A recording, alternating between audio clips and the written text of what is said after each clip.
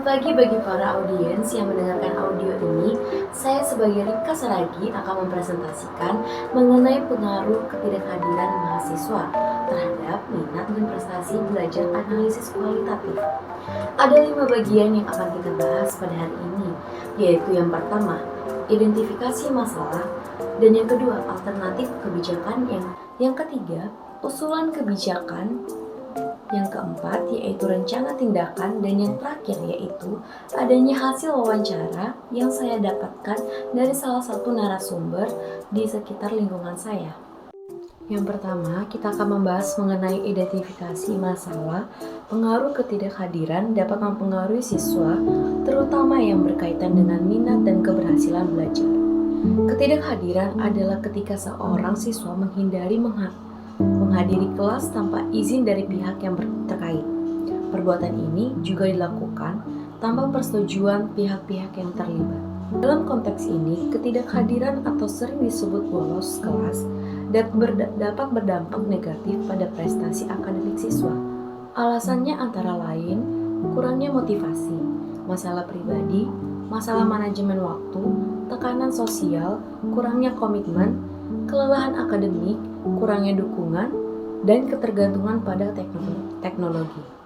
Kemudian, seperti yang kita ketahui, bahwa kehadiran mahasiswa dalam proses belajar dan mengajar sangat penting untuk proses keberlangsungan dalam perkuliahan. Pada proses pendidikan, diharapkan dapat mencetak lulusan-lulusan yang profesional, sehingga cepat diserap di dunia kerja. Artinya, tujuan pendidikan adalah ikut mencerdaskan kehidupan bangsa dan menghasilkan sumber daya yang berkualitas. Dalam proses belajar mengajar antara mahasiswa dan dosen, diperlukan peraturan-peraturan khusus. Hal ini untuk kedisiplinan dan kenyamanan dalam atmosfer pembelajaran. Salah satu penyebab kurang disiplin di dalam kelas yaitu adanya keterlambatan mahasiswa, jadi kurang nyaman. Tiba di mana kita akan membahas mengenai alternatif kebijakan. Nah, di sini alternatif kebijakan yang dapat kita lihat yaitu dalam Undang-Undang Dasar telah diatur oleh pemerintah, yaitu Pasal 28 Ayat 1. Undang-Undang Dasar 1945, setiap orang berhak mengembangkan diri melalui pemenuhan kebutuhan dasarnya, berhak mendapatkan pendidikan dan memperoleh manfaat dari ilmu, pengetahuan, dan teknologi, seni dan budaya demi meningkatkan kualitas hidupnya dan demi kesejahteraan umat manusia. Pasal 28C Ayat 2 Undang-Undang Dasar 1945 bisa dilihat di layar ya teman-teman. Jadi kehadiran mahasiswa sangat mempengaruhi dalam dunia perkuliahan, terutama dalam minat dan prestasi belajar, sehingga pendidikan yang diterima akan memiliki tujuan seperti yang terdapat dalam pasal U3 Undang-Undang Nomor 20 Tahun 2003 yang berbunyi, pendidikan nasional berfungsi mengembangkan kemampuan dan membentuk watak serta peradaban bangsa yang bermartabat dalam rangka mencerdaskan kehidupan bangsa, bertujuan untuk berkembangnya potensi peserta didik agar menjadi manusia yang beriman dan bertakwa kepada Tuhan Yang Maha Esa, berakhlak mulia serta berilmu, cakap, kreatif, mandiri, dan menjadi warga negara yang demokratif serta bertanggung jawab.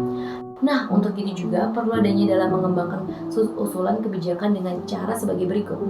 Yang pertama, yaitu membuat jadwal di mana mahasiswa yang menyeimbangkan tugas kuliah dan aktivitas lainnya, memberikan cukup waktu untuk kelas dan komitmen lainnya.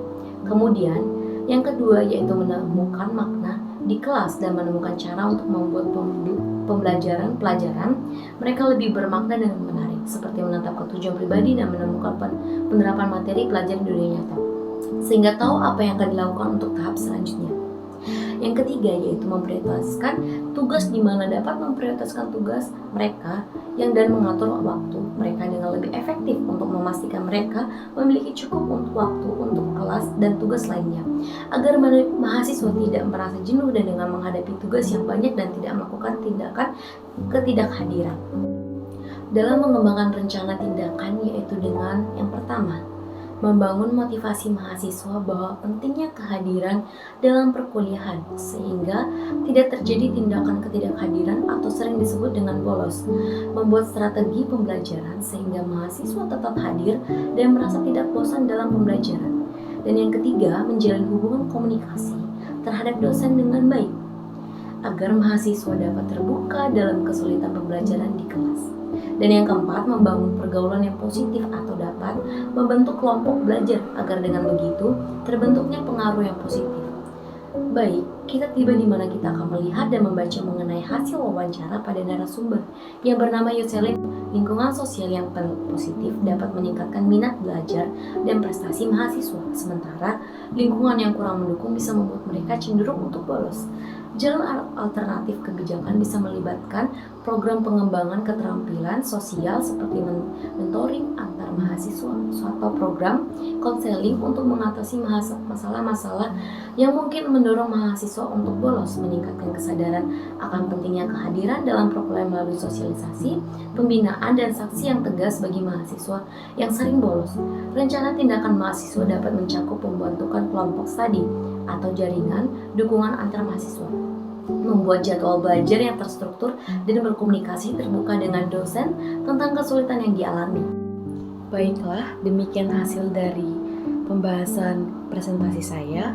Saya mohon maaf bila ada salah dan kata. Terima kasih telah mendengarkan. Akhir salam, selamat pagi, salam sejahtera untuk kita semua.